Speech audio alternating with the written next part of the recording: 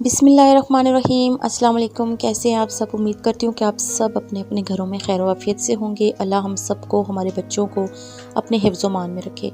Thumbnail पे आज जैसे आपने देख लिया है कि आज हम बना रहे हैं ऑरेंज जैम। बग़ैर किसी केमिकल के बना रहे हैं, बग़ैर किसी फूड कलर के बना रहे हैं। माशाल्लाह से इसका अपना ये जैम का कलर है। इसमें हमने कोई केमिकल, कोई फूड कलर नहीं डाला और ये जैम बना के आप महीनों तक इसको सेव कर सकते हैं और इसमें ख़राब भी नहीं होगा क्योंकि हमने इसमें कोई किसी किस्म का केमिकल नहीं डाला।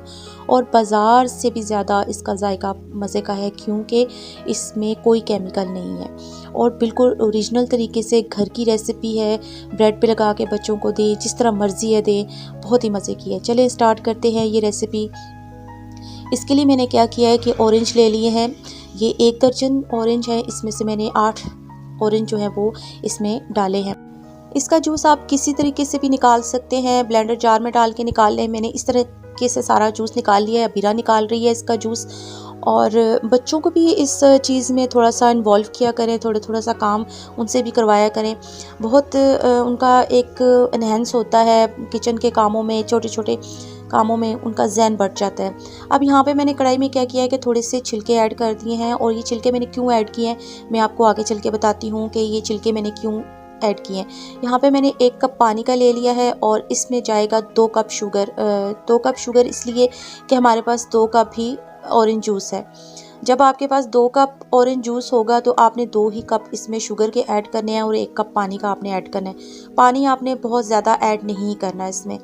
दूसरी तरफ हमारे छिलके थोड़े से नरम हो गए हैं, सिर्फ मैंने 5 से 7 मिनट इनको बॉईल किया है। अब आपने क्या करना है कि इन छिलकों के ऊपर से जो वाइट वाला पार्ट होता है ना इनका, ये इंतहा दर्जे का कड़वा होता है और बहुत ज़्यादा कड़वाहट होती है इसके अंदर। तो आपने ये सारा पार्ट इसका यहाँ से रिमूव कर देना है वाइट वाला, और ये छिलके का ये वाला पार्ट आपने रख लेना है। ये सारे मैंने ज़ाया कर दिए थे। अब आपने क्या करना है कि शीरा हमारा तैयार हो चुका है।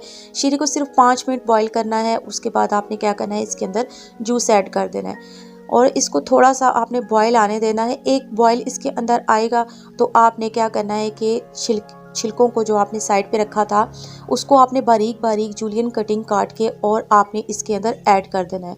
और एक बात आपको फिर बताती चलूँ कि छिलकों को आपने ज़्यादा इस्तेमाल नहीं करना, जितने कम हो सके आपने छिलका उतना ही कम इसके अंदर इस्तेमाल करना है, नहीं तो कड़वाहट बहुत ज़्यादा आ जाएगी इसके अंदर। अब यहाँ पे हमारा जो मिक्सचर था इसको बॉईल होते हुए कम से कम 5 मिनट हो चुके हैं। 5 मिनट में इसको तेज़ आंच पे आपने बॉईल करना है और इसको साथ साथ आपने चम्मच चलाते रहना है क्योंकि अगर ये लग गया तो इसका जलने का जायका आएगा। अब इसको चेक करने का तरीका ये है कि हमने क्या करना है कि एक प्लेट में इसको थोड़ा सा डालना है और 15 सेकंड के लिए हमने छोड़ देना है। 15 सेकंड के बाद हमने ज़रा सा प्लेट को हल्का सा टेढ़ा करना है। अगर ये बह रहा है तो इसका ये मतलब हुआ कि जैम हमारा तैयार नहीं है। और फिर हमने क्या करना है कि 5-7 मिनट के बाद फिर हमने इसको चेक करना है। ये देखिए, जैसे ही आपने 15 से 30 सेकंड के लिए इसको वक्फा देना है और जैसे ही आप इस तरह करेंगे ना, प्लेट को टेढ़ा करेंगे तो ये इस पोजीशन में होगा कि बह नहीं रहा लेकिन फिर भी लिक्विड है, तो आपका जैम बिल्कुल तैयार है। यहाँ पे देखें, आपको ऐसे लग रहा होगा जैसे जैम बहुत ज़्यादा पतला है, लेकिन पतला नहीं है। जब ये ठंडा होगा जैम और ये बहुत अच्छा हो जाएगा। इसको ठंडा होके भी जम जाना है, जमना है इसको। इस वजह से हम इसको पतला रखते हैं हल्का सा।